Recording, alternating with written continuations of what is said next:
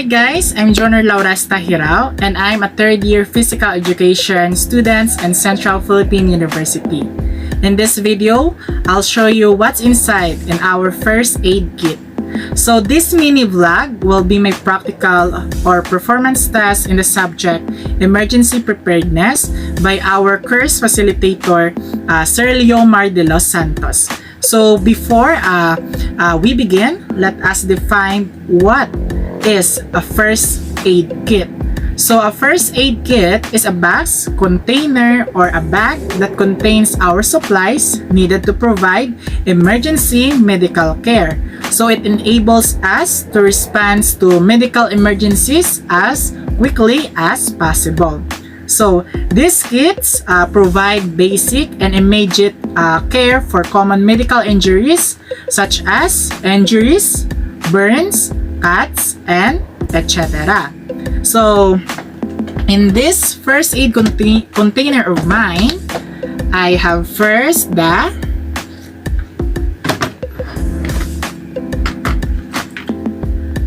betadine.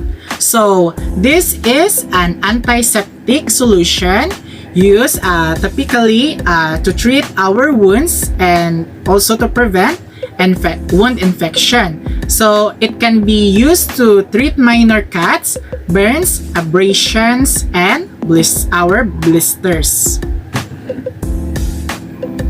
Next, we have our scissors.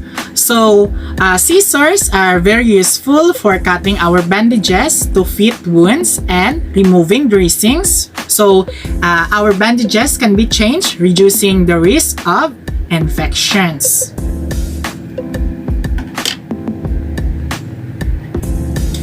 Next, we have our tweezers. So this is very essential and every first aid kit for removing splinters or slivers from beneath the skin, and can also be used to pick up materials that we don't want our skin to come into contact with, such as blooded bandages.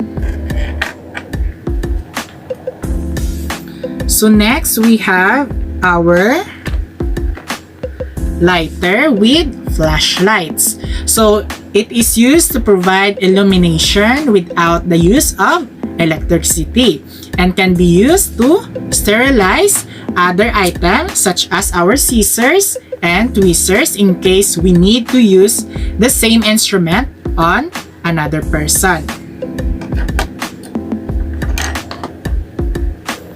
So next, we have our band-aid or plaster.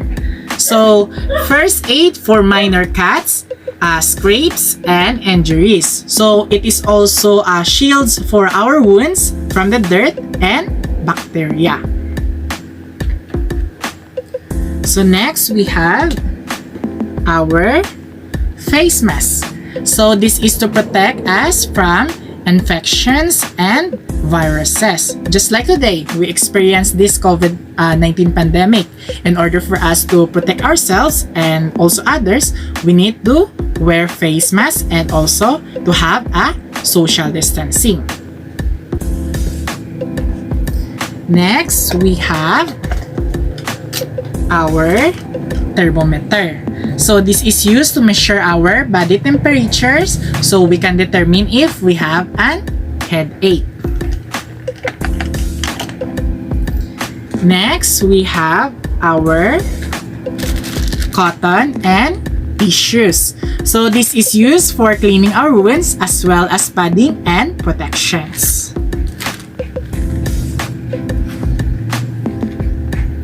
Next, we have our alcohol.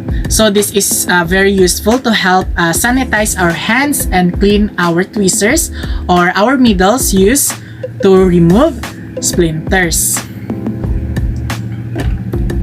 Next, we have our soap.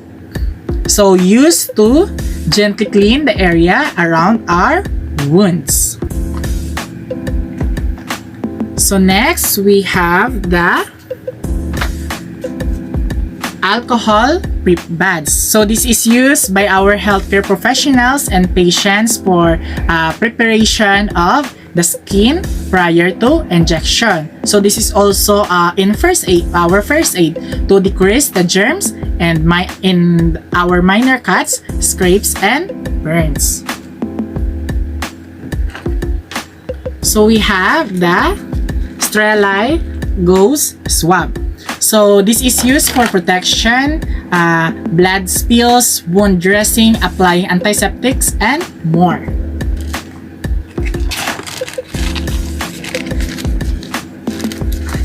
So next, we have our candle. So candle is just like our flashlight, so it can provide us additional steady source of light without the use of electricity. So next, we have our syringe. The syringe is a highly effective tool for cleaning our wounds and also for injecting liquid substances for medication if necessary.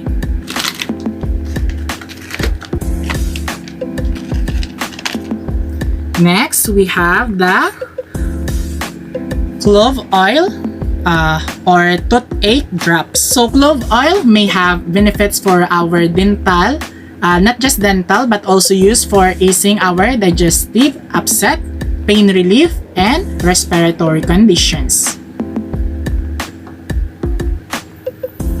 Next, we have different types of medicines. So we have like Advil, Biogesic, and paracetamol for our headaches. We have our mefenamics for toothache to ease or to lessen the pain. And we have also the loperamide for our stomach ache. We have the Neosep and Flomocel for our cough. And also, we have different multivitamins that helps to prevent vitamins deficiency that needs of our body. And also, we have the azetromycin or azithromycin. So this is used to treat a wide variety of bacterial infections.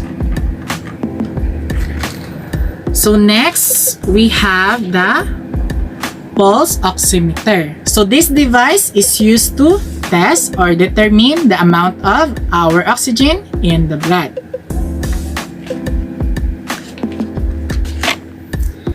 And next, we have our Vicks inhaler. So this is used to provide temporary relief of our nasal congestion caused by cold symptoms.